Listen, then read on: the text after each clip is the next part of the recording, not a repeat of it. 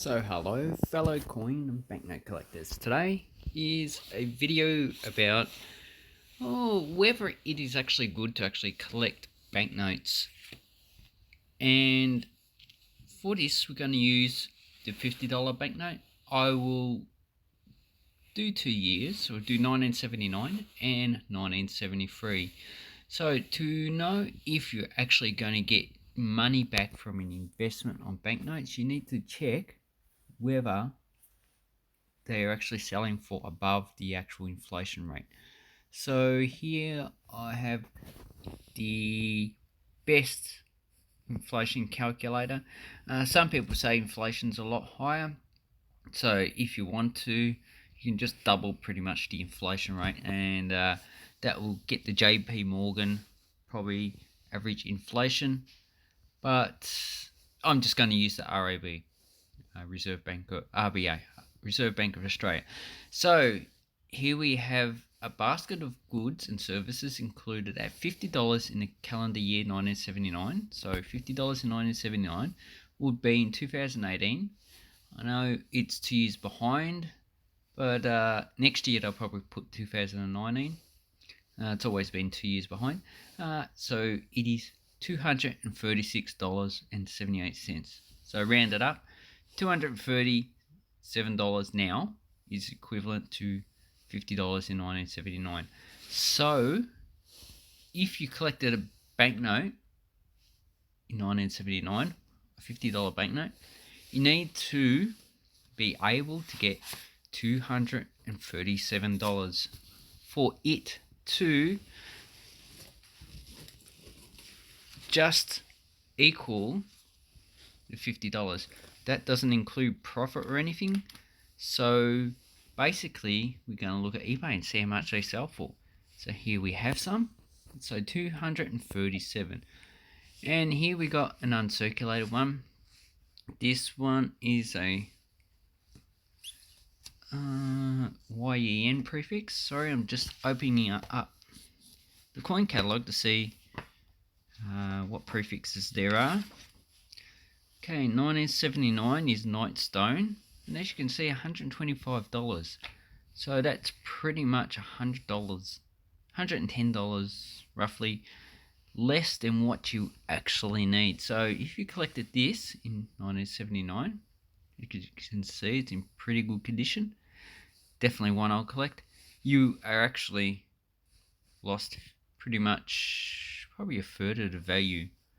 So it would have been better for you to either spend it or invest in something that's actually going to give you a normal return, like the stock market. I believe pretty much averages inflation or a little bit higher. So these banknotes, no. So let's have a look at another one. Virtually uncirculated, 212. And just remember, what we needed is 236, 237. So 212, no. And you have to remember, this is eBay, so they have to pay probably about 13 to 18%, depending on a variety of factors. 13% with just eBay and PayPal fees. Then if they've got a store, they need to pay extra. And well, that's pretty nice. Night and Stone banknote, YF. So YHJ is the first prefix. Oh no, not YDA, and YHH is the last prefix. Sorry, that was the YHJ is the 1983. So these banknotes were in circulation from 1979 to 1983. They would have circulated after, but the signature changed, so they wouldn't have been printed. So no. This one you would have, but this one's extremely fine. So not as good as grade as the other one, so I personally wouldn't buy it. So let's have a look at sold items. So we go here. They've changed there. Okay, So extremely fine. 69. Really?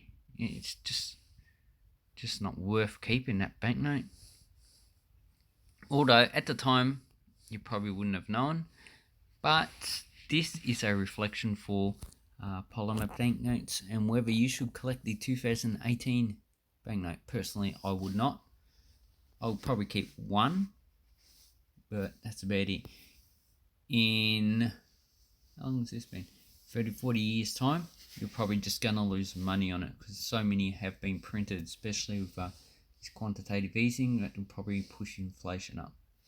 So this is a pair, 25, 26, $170. That's a maximum. So basically, you've got $70. You needed 474 to actually match inflation. So definitely lost a hell of a lot of money on that one. Whoever saved it in 1979. Oh, that's it. We only have two. So basically, they are really not good to actually keep from 1979. Maybe before 2008, they're actually good to actually keep, but I would say for general prefix, probably not. For first and last, you can get double prices for them, but that's also struggling to push towards the actual inflation calculator that we needed. So if we look at sort by lowest, yeah, if I was going to buy one, that YEN 125 definitely, but a lot of the others are really struggling to push towards inflation value.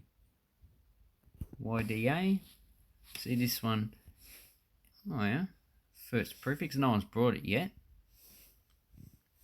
but I'd say you'd probably be struggling to get 320. And see, it has best offer. eBay automatically just puts that on your listings, even if you don't want it.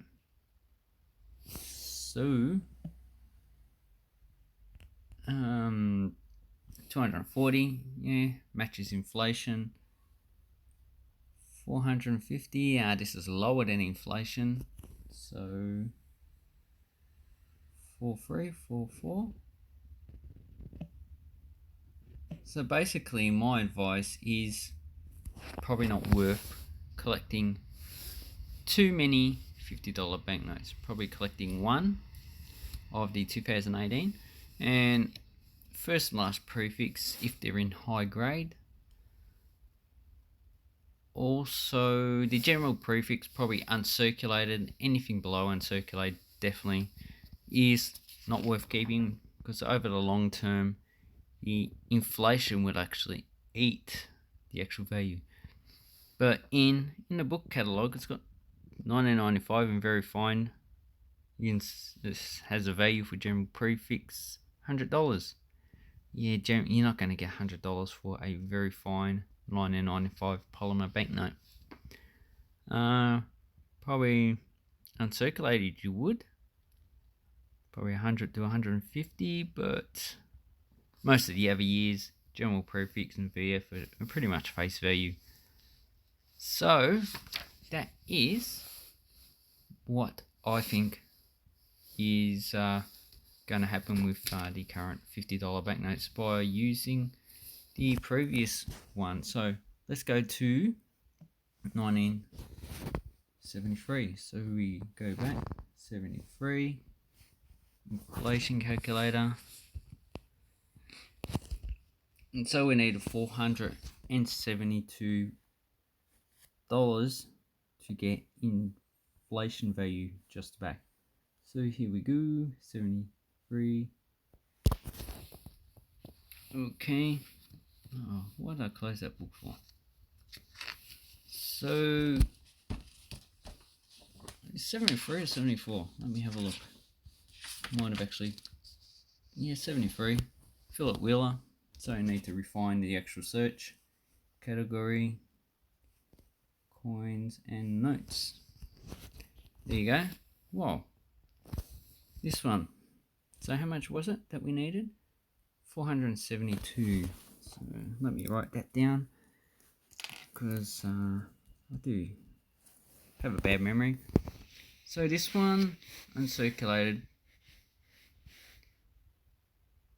87, 88. Looks pretty good. Yes, quite nice. And this one, no. I see that 600, so that should have to be 944 to get inflation back, but you're $200 less, so that's probably how much is that? Probably about a quarter to a third loss through inflation. Then we have all the other banknotes. None of them are actually reaching close to $500 mark that you needed. Oh, there is this one, but this is the first prefix. Uncirculated, has a book value of 1,500, so it's pretty much under half book value. So that one you can get over inflation. That's only if it sells, so it hasn't sold at the moment. So let's see if there's any sold items. There's only 9 listings for unsold. So, first prefix 900. So for first prefix uncirculated, it's definitely worth keeping. Look at this grade. This is actually $80. Definitely, whoever kept this definitely lost a lot of money. General prefix YH. So if you're going to collect the banknote currently in circulation in this grade, I would suggest not. Even probably the first and last prefix are probably not going to get you any more money. So look, 73, probably in fine to very fine. You got $70, $80. So as a reflection of 2018 banknotes, I just wouldn't worry about them. Just spend them. Then that's it, just 4. So first and last prefix in uncirculated, definitely. Okay. Then we go back to listings. What's the, I like to go lowest, 110 YD. I wouldn't worry about getting very fine unless you can't afford any higher. So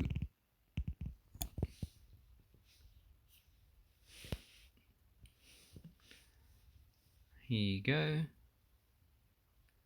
First prefix, I'll probably buy that, because now you're actually not saving it for the future.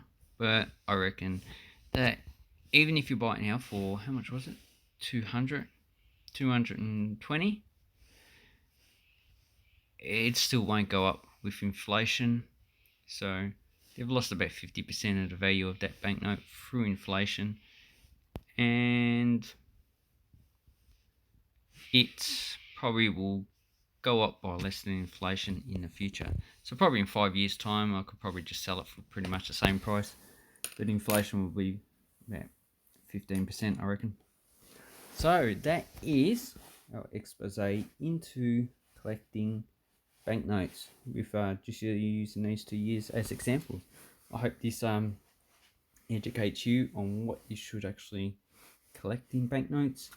These ones definitely you should avoid to collect them from circulation, but if you want one for your collection, then there is no harm. Well, let's say thank you very much.